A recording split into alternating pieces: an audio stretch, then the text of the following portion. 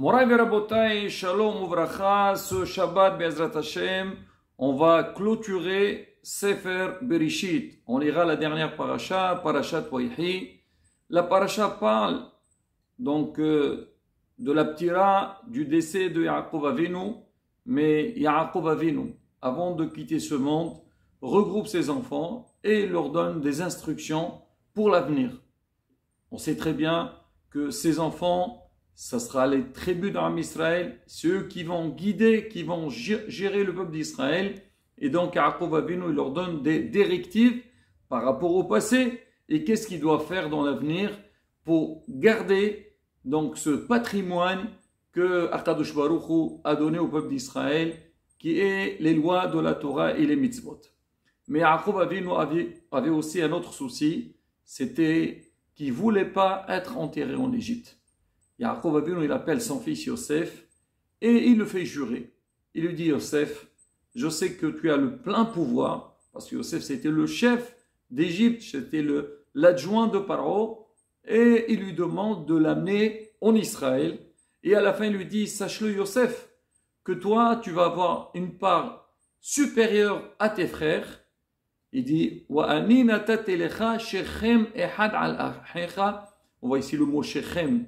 Alors on dit Shechem, c'est une portion, mais aussi on dit la ville de Shechem, Yosef il est enterré à Shechem, supérieur à tes frères, que j'ai conquis des Amoréens avec Beharbi Uvkashti, avec mon épée et mon arc.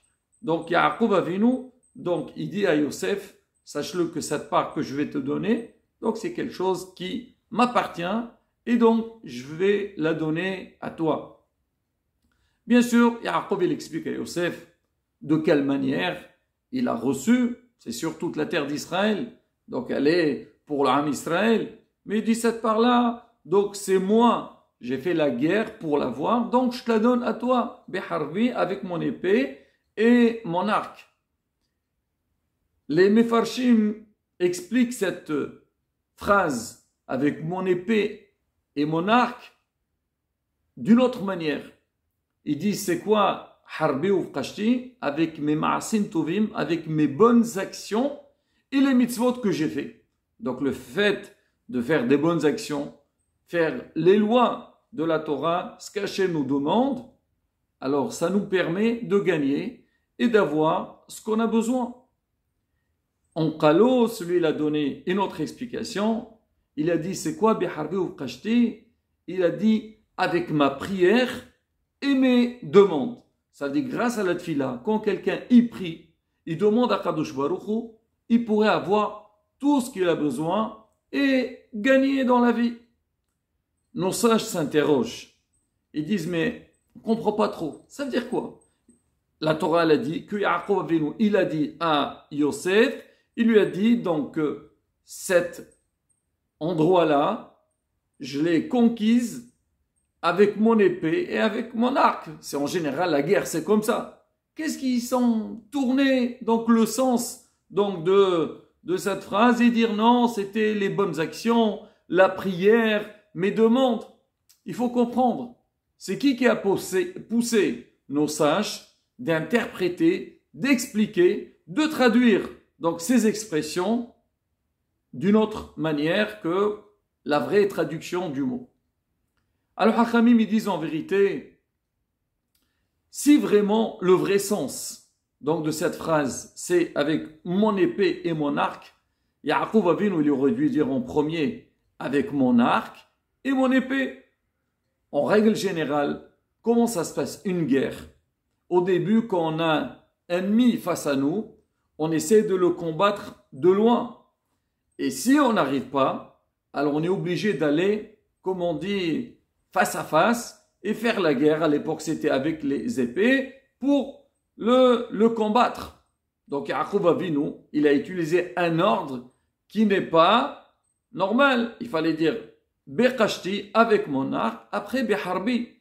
Donc, le fait que Yaakov Avinu, il a changé donc l'ordre, donc nos sages, ils ont dit certainement, la pensée de Yaakov, c'était autre chose. On ne parle pas ici des moyens, des vrais moyens de guerre, mais plutôt autre chose qui peut faire le même effet que la guerre, c'est les bonnes actions. Comme on dit, quelqu'un qui veut des bonnes actions, il est protégé. Les prières, tu demandes à Hachem, Hachem, aide-moi, j'ai besoin de ton aide. C'est toi qui fais tout, c'est toi qui tranches, c'est toi qui décides. Tu es le patron du monde, la Bezrat Hachem, on aura ce qu'on a besoin. Mais malgré tout, Hachamim, ils ont donné un sens donc à cette explication. Ils disent que, en fait, l'homme, c'est vrai, il y a ce qu'on appelle dans la vie, il y a une guerre physique. Donc l'homme, il doit travailler, il doit combattre dans la vie pour pouvoir vivre normalement. Mais il y a aussi une guerre qui n'est pas du tout évidente, qui est difficile, c'est la guerre contre Yetzarara, contre le mauvais instinct. Et cette guerre-là, c'est une guerre constante. Et l'être humain, il doit être tout le temps éveillé et très vigilant pour ne pas tomber entre les mains de Yetzarara. C'est ce qu'ils disent Hachamim.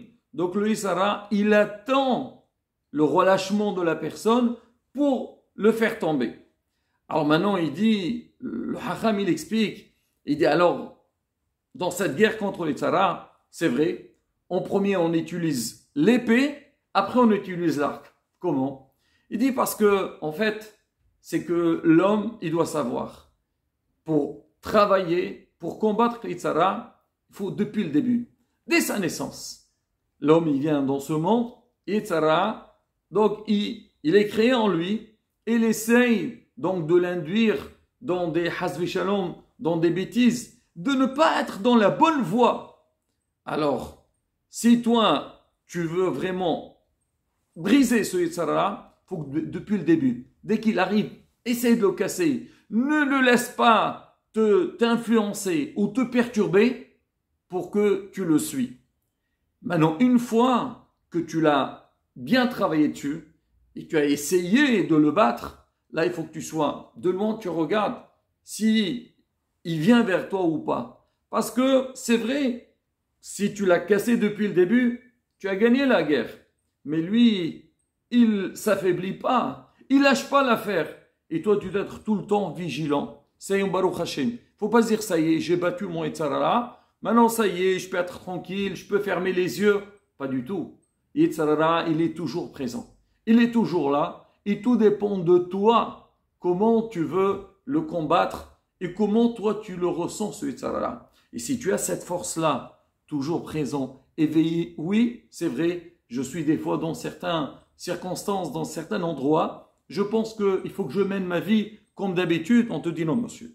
C'est pas toujours. C'est vrai, dans certains endroits, peut-être il n'y a pas de risque, mais il faut savoir, dans des endroits, le risque, il est beaucoup, beaucoup plus fort et beaucoup plus dangereux. Là, il faut que tu sois éveillé. Et surtout aussi, comme on dit, avec l'âge, avec l'entourage dans lequel on se trouve.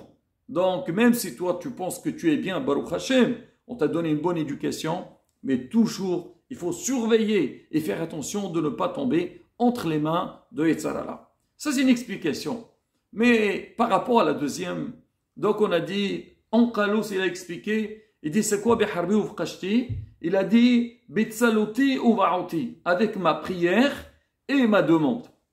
Donc ça, j'explique. Ils disent que, en vérité, on sait que la prière, il y a deux manières de prier. Il y a ce qu'on appelle Tfila Bitsibur, une prière avec un groupe, et c'est ce qu'on doit faire. À Israël, on a 3 prières tous les jours, Shaharit, Minha et Arvit. Donc ces prières-là, il faut les faire Beminyan, il faut les faire avec un groupe. Il y a aussi la prière, ce qu'on appelle Be'ahid. Be'ahid, c'est quelqu'un, s'il n'a pas pu prier avec un groupe, là, c'est pas pour ça qu'il dit, ah bon, j'étais pas à la synagogue, il n'y a pas eu Minyan, je ne prie pas. Il prie quand même. Ou des fois, quelqu'un, il a besoin, il faut tout le temps s'adresser à Kadosh Baruch Hu. Et là, il va faire une prière personnelle.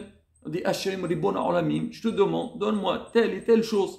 En vérité, si on réfléchit bien, tous les demandes, tous les besoins qu'il nous faut, ils sont marqués dans la prière. Si quelqu'un il fait une bonne prière, il fait les kavanot qu'il faut, à travers la tfila, tu as fait ce qu'il faut. Mais bon, on va dire, l'homme aussi, il a cette possibilité de prier, de faire une prière qui est individuelle, qui est personnelle.